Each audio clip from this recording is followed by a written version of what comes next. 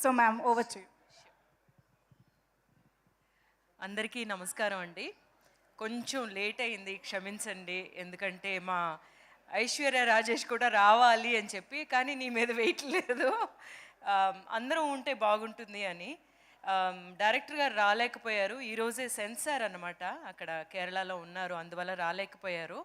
అందువల్ల మనం అందరం ఈ పిక్చర్ గురించి మాట్లాడడానికి కరెక్ట్గా అందరం ఉండాలి అని చెప్పేసి అనుకున్నాం అనమాట. మలయాళం పిక్చర్ల గురించి అందరూ ఎదురు చూస్తున్న అటువంటి పిక్చర్లే మలయాళంలో చేస్తున్నారు ఈ మధ్యన. అందులోనూ టొవినో పిక్చర్స్ మీరు అందరూ ఎట్లాంటి పిక్చర్స్ తను చేస్తున్నారు, అవన్నీ ఏమో ఒక భాష ఆ ఒక పరిధిలో ఉండిపోవటం లేదు. మనం అందరం గర్వపడగలిగే సినిమాలు మలయాళం నుంచి వస్తున్నాయి. ముఖ్యంగా ఇక్కడ కూర్చున్న ఆర్టిస్టులు అందరూ అందులో భాగమై ఉన్నారు. 2018 అయితే ఆస్కర్కి కూడా వాళ్ళు చూశారనమాట. ఇలాంటి సబ్జెక్ట్స్ చేస్తున్న ఈ మలయాళం అక్కడి నుంచి ఇండస్ట్రీ నుంచి చాలా అంబిషియస్ ప్రాజెక్ట్ అండి ఇది. మీకు చూస్తుంటేనే తెలుస్తుంది అనుకుంటాను. చాలా అంబిషియస్ ప్రాజెక్ట్ అన్నమాట. ఒక కొత్త డైరెక్టర్ అని చెప్పి అనుకున్నా కూడా ఆయన 8 సంవత్సరాలు ఈ పిక్చర్ గురించి, అంటే అంతకుముందు ఈ కథ మీద కూర్చుని ఆయన డైరెక్ట్ చేయాలి అనుకున్నదంతా చాలా పెద్ద జర్నీ అయి ఉంటుంది. కానీ ఈ పిక్చర్ వర్క్ చేయడం స్టార్ట్ చేసి, ఆయన కథ మీద వర్క్ చేయడం స్టార్ట్ చేసి 8 సంవత్సరాలుగా చేస్తున్నారు ఆయన. కానీ ఇట్లాంటి ఒక 3 కాలాలు అనే ఒక కథని తీసుకోవడం, ఆ కథ ఒక కథానాయకుడు డెఫినెట్గా తన భుజాల మీద భరించగలడు అనే ఒక ఆర్టిస్ట్ని నమ్మడం. కానీ ఇదేమో ఇంకొంచెం టైం పట్టడం ఈ పిక్చర్కి మంచిదయ్యింది అనే అనుకుంటున్నాం అనమాట. ఎందుకంటే టొవినో ఈ లోపలేమో మిన్నల్ మురళి చేశారు, 2018 చేశారు. ఇలాగా చేసిన తర్వాత ఈ ఏఆర్ఎం అజయ్ అంటే రెండాం మోషణం, మలయాళంలోనేమో అది మీకు అందరికీనేమో ఇది తెలుగులో చెప్పాలంటే అజయ్ గాడి రెండవ దొంగతనం. సో ఈ టైటిల్లోనే తెలిసిపోతుంది కదా, ఏదో కథ చాలా ఇంట్రెస్టింగ్గా ఉంటుంది. అదేంటి అయితే మొదటి దొంగతనం ఏమిటి, రెండవ దొంగతనం మాత్రమే చెప్పడం ఏంటి, దీంతో మానేస్తాడా, ఇది అదనమాట. ఈ 3 క్యారెక్టర్స్ మీరు చూసారంటే తనే చేశాడా అనే ఒక విధంగా ఆశ్చర్యపోయేటట్టు అన్నమాట యాక్చువల్గా డిజైన్ చేసింది.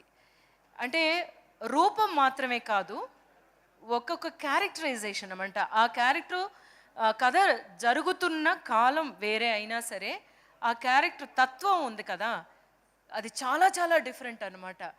అంత ఎంటర్టైనింగ్గాను ఉంటుంది, మనల్ని ఏమో అలరించే క్యారెక్టరైజేషన్స్ ఉన్నాయి అందులో. యాక్చువల్గా చూసుకుంటే అజయన్ క్యారెక్టర్ ఏమో చాలా పాపం. ఈ అజయన్ క్యారెక్టర్ అనమాట నా కొడుకు, ఓకేనా. కానీ ఇదే మన టొవినో చేసిన ఇంకొక క్యారెక్టరు మా నాన్న, అలాగే ఇంకొక టొవినో మా తాత. సో కథ చూడండి అట్లా వస్తుందన్నమాట.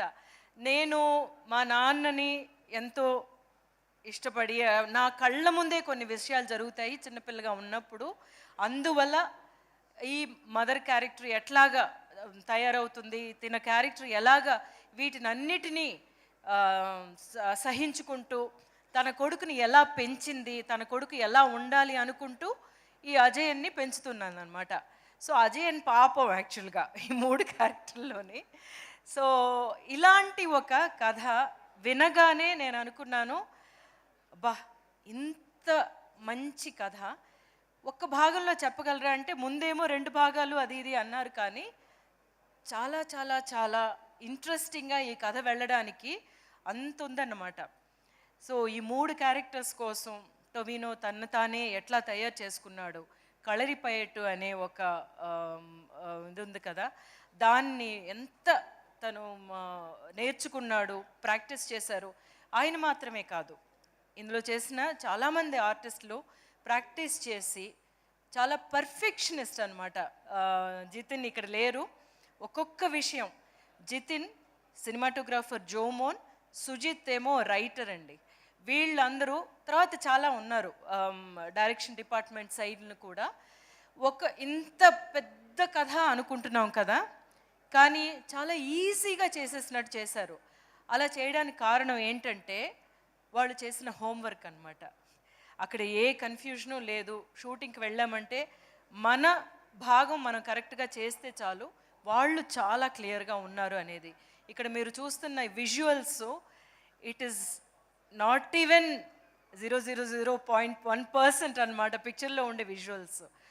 ఇలాంటి ఒక అంబిషియస్ ఫిల్ము, ఇలాంటి ఒక గొప్ప ఫిల్మ్ ఇందులోనూ ఈ కథలన్నీ మనకి తీసుకురావడం అనేది తెలుగులోనూ మాత్రమే కాదు, అందరికీ ఇది చాలా ఎంటర్టైనింగ్ ఫిల్మ్ అనమాట. అంత కామెడీ ఉంటుంది అందులోని. నాకు చాలా చాలా ఇష్టమైన క్యారెక్టర్ ఏంటంటే ఆ మణియన్ క్యారెక్టర్ అనమాట. ఎవరంటే మా నాన్నగారు. నాన్నగారు అంటే అందరికీ ఇష్టం అన్నట్టు. చాలా చాలా ఎంటర్టైనింగ్గా ఉంటుంది.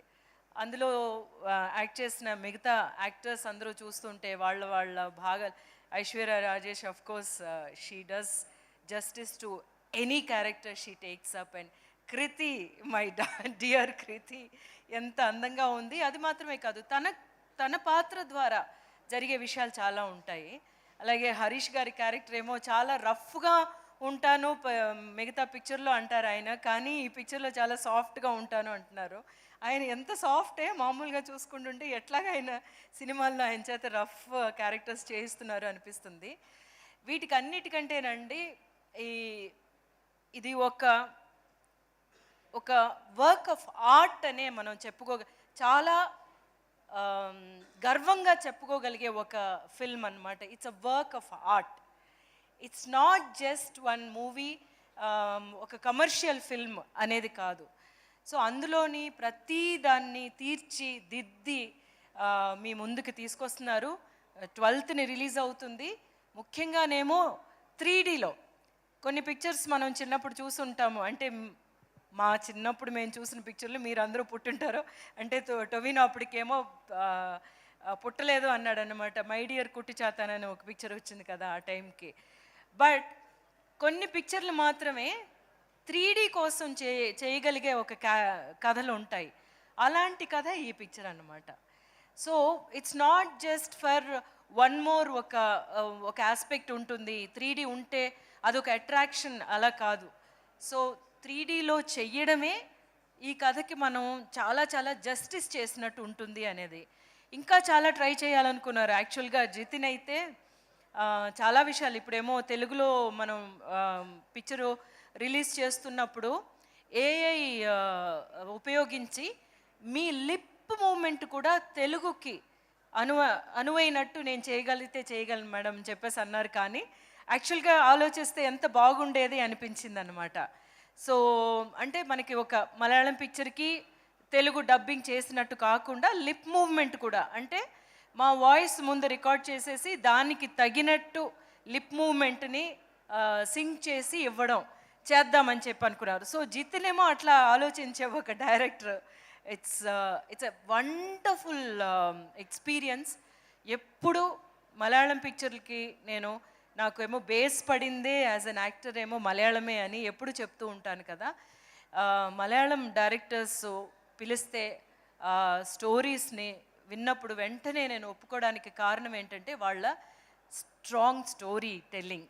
సో ఆ స్ట్రాంగ్ స్టోరీ టెల్లింగ్ ఉన్న ఈ పిక్చరు, అందులోనే మీకు అందరికీ అప్పుడే ఇంతకుముందే ఈ పిక్చర్ రాకముందే నచ్చేసిన స్టార్స్ యాక్టర్స్ ఉన్నారు. అంతా ఇంత కష్టపడలేదన్నమాట టొవినో యాక్చువల్గా ఈ పిక్చర్ కోసం. అండ్ అవన్నీ చాలా ఈజీగా చేసినట్టు చెప్తూ ఉంటారు, కానీ but it will be a milestone for his career యాక్చువల్గా చెప్పాలంటే. సో ఇట్లాంటి ఒక ఫిల్మ్ 12th రిలీజ్ అవుతుంది. మళ్ళీ మీ అందరి ముందుకి ఇట్లాంటి ఒక మంచి పిక్చర్తో రావడం అనేది నాకు చాలా సంతోషంగా ఉంది.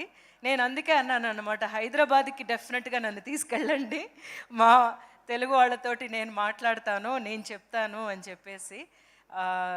వేరెక్కడికి వెళ్ళలేదన్నమాట. కేరళలో వాళ్ళు చూసుకుంటారు, కర్ణాటకలో చూసుకుంటారు అంతా, బట్ ఆంధ్రప్రదేశ్ మాత్రం నేను వస్తాను అని చెప్పాను అనమాట. సో నాకు చాలా డియర్ ఫిల్మ్ అండి ఇది. ఎందుకంటే అంత స్టఫ్ ఉంది, మీరు చూస్తుంటేనే మీకు అర్థమై ఉంటుంది. అండ్ అందరూ చూడండి. అందులో మైత్రి మూవీ మేకర్స్ ద్వారా రాబోతుంది అన్నది మా ఆస్థాన కంపెనీ లాగా. So I'm really happy that Mythri movie makers ఈ పిక్చర్ రిలీజ్ చేయడం అనేది. అండ్ మిగతా ఆర్టిస్టులు బెసిల్ జోసెఫ్ అంటే మీరు చెప్పినట్టు he's become world famous now. అన్ని దెబ్బలు తిని వరల్డ్ ఫేమస్ అయిన యాక్టర్ అంటే ఆయన అయి ఉంటాడు అనుకుంటాను. సో వీళ్ళందరూ కలిసి, అంటే ఆయనే ఒక హీరో, ఆయనే ఒక డైరెక్టరు, కానీ ఈ పిక్చర్లో ఆయన ఒక క్యారెక్టర్ చేస్తున్నారు. మలయాళంలో ఎప్పుడు అలా జరుగుతూ ఉంటుందన్నమాట. సో డెఫినెట్గా ఈ పిక్చర్ మీకు అందరికీ నచ్చుతుందని తెలుసు. మళ్ళీ వారమో లేకపోతే 10 రోజుల తర్వాత వచ్చి కలిసినప్పుడు మీరే చెప్తారు ఎట్లా ఉంది ఈ పిక్చర్ అనేది. And enjoy yourself and you're in for a treat అనమాట. ఇప్పుడు ఓణంకి రిలీజ్ అవుతుంది. ఓణం సద్య గురించి మీరు అందరూ వినుంటారు కదా, the best spread of feast. అట్లాంటి ఒక ఫీస్ట్ మీకు అందరికీ కేరళ నుంచి ప్రత్యేకంగా తయారు చేయబడి 12th మీకు మీ ముందుకు రాబోతుంది. And love to all the technicians and actors who have taken part. They have really worked so hard. I know how difficult it was because మేము షూట్ చేసిన లొకేషన్స్లోని వైర్లు ఏమీ తెలియకూడదు, అంటే మాకు చాలా పెద్ద లొకేషన్ కావాలన్నమాట. ఆ ఊరే వీళ్ళు క్రియేట్ చేశారు. అలాగే ఒక తిరునాళ్ళలాగా ఫెస్టివల్ లాగా క్రియేట్ చేయడానికి దగ్గర దగ్గరేమో 2000 ఆర్టిస్టులు రావాల్సి వచ్చింది, జూనియర్ ఆర్టిస్టులు. నాకు తెలిసి ఒక 15 రోజులు వాళ్ళందరూ తీసుకొచ్చి పొద్దున్నొచ్చి రాత్రి వచ్చి పొద్దున వెళ్ళేవాళ్ళు అనమాట. ఇదంతా ఒక మలయాళం పిక్చర్లో చేయగలరా అని చెప్పి అనుకుంటే వాళ్ళు చేయగలిగింది చాలా పెద్ద విషయం. అందులో ఒకటి ఉన్నది ఏంటంటే ఈ స్టోరీని మనం బాగా తీసుకెళ్ళాలి అనే ఒకే ఒక్క ఆలోచన అనమాట.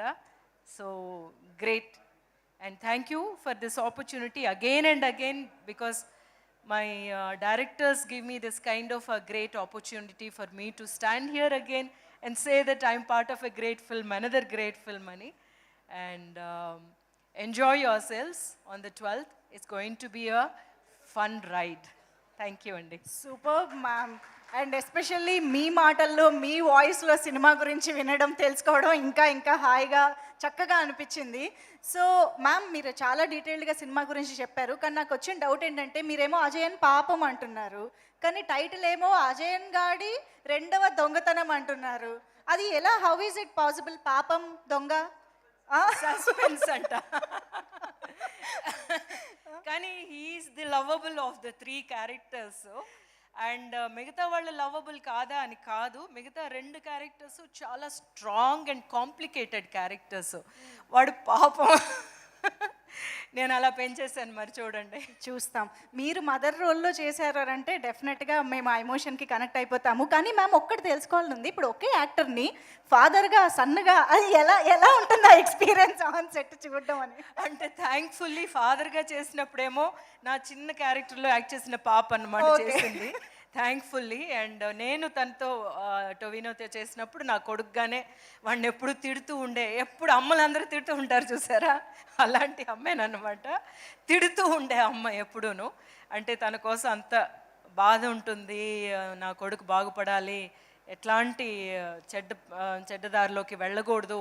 ఆల్రెడీ చాలా పెద్ద ఒక ప్రాబ్లంలో నుంచి మేము బయటకు వచ్చి ఉంటాము, అదేమీ వాడికి ఎఫెక్ట్ అవ్వకూడదు అని అనమాట. వాడేమో అన్ని చేస్తూ ఉంటాడు. ఓకే, సో చాలా కథ ఉంది తెలుస్తోంది, బట్ ఆయన మాత్రం సీక్రెట్ అంటున్నారు. అదేంటో సెప్టెంబర్ 12th తెలుసుకుందాం. Yes, thank you so much ma'am. Thank you అండి. ఎస్, రోహిణి మ్యామ్ చెప్పింది